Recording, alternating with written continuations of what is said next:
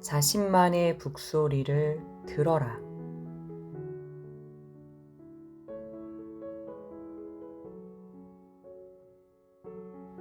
저는 중학교를 다닐 때 정답을 참 좋아했습니다. 그래서 정답이 있는 과목, 그 중에서도 이견이 없이 답이 나오는 수학과 물리를 좋아했습니다. 수학과 물리 문제의 정답은 다른 답의 가능성을 완전히 배제합니다. 논리 과정이 정해져 있으니까 그 과정대로 따라가면 정확하고 올바른 답이 당연하게 툭 튀어나오게 되어 있습니다. 길만 잘 찾아가면 정답을 구할 수 있는 것이지요.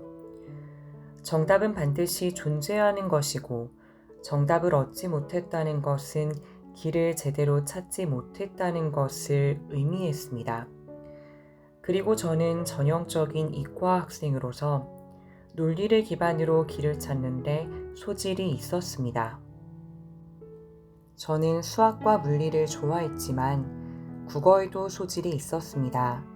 국어 성적도 좋았고 선생님으로부터 칭찬도 많이 받았습니다. 그런데 국어는 제가 참기 어려운 문제를 지니고 있었습니다. 그것은 바로 어떤 국어 문제는 제가 도저히 수긍할 수 없는 정답을 가지고 있다는 것이었습니다. 수학과 물리에서는 저를 기쁘게 했던 정답이 국어에서는 때때로 저를 당혹스럽게 했습니다. 이유는 정답을 구하는 과정에서 저는 저의 논리대로 길을 찾아서 답을 얻었는데 답안지나 선생님이 알려준 정답은 그 논리를 아예 인정하지 않는 경우가 있었기 때문입니다. 제가 내놓은 답은 하나의 틀린 의견일 뿐 정답은 아니라는 것이었지요. 제가 볼 때는 국어 문제에는 여러 가지 길과 답이 있었는데 학교와 문제집에서는 오직 하나의 길과 하나의 답만을 제시했습니다. 저는 그것을 받아들이기 어려웠습니다. 어떤 문제는 도저히 정답을 정답으로 인정할 수 없었습니다. 그래서 저는 신뢰할 수 있는 정답을 가지고 있는 수학과 물리에 집중했습니다. 고등학교를 졸업하고 공과대학으로 학부를 마치고 항공우주공학으로 석사학위를 받을 때까지 저의 정답 사랑은 계속되었습니다. 그런데 저는 살면 살수록 세상에는 정답이 있는 문제가 많지 않다는 것을 깨닫게 되었습니다. 제 경험상 중요한 문제일수록 정답이 없었습니다.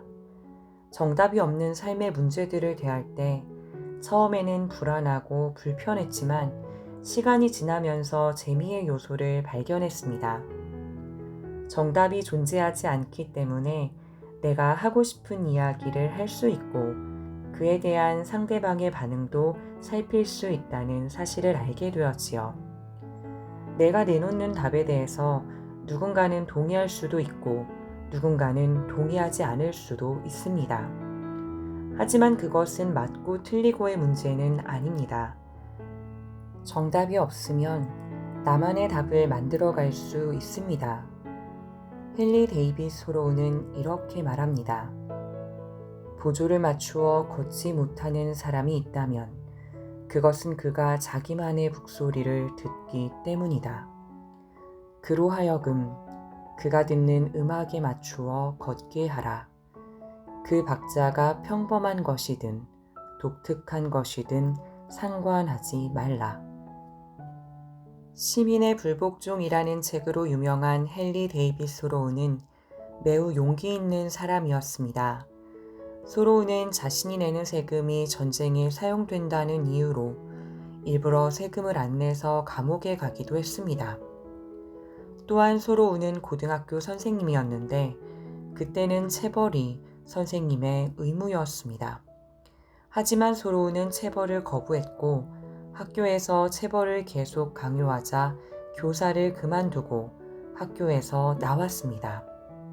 세상은 소로우에게 그 당시 시대의 보조를 맞추라고 했지만 소로우는 자신만의 북소리를 듣고 거기에 맞추어서 걸었습니다.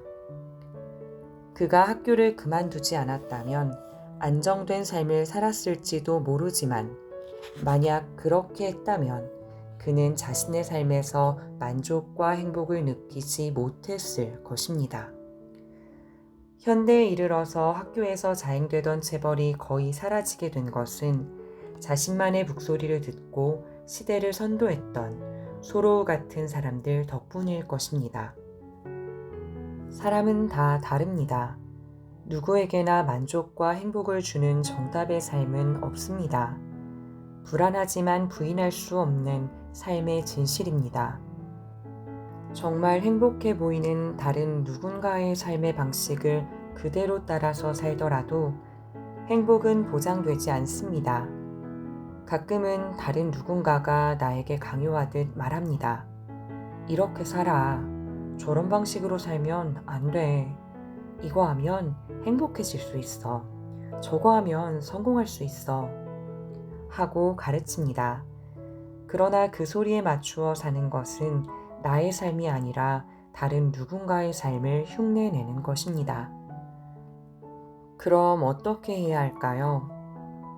나는 누군가를 흉내내는 삶이 아니라 나의 삶을 살아야 합니다.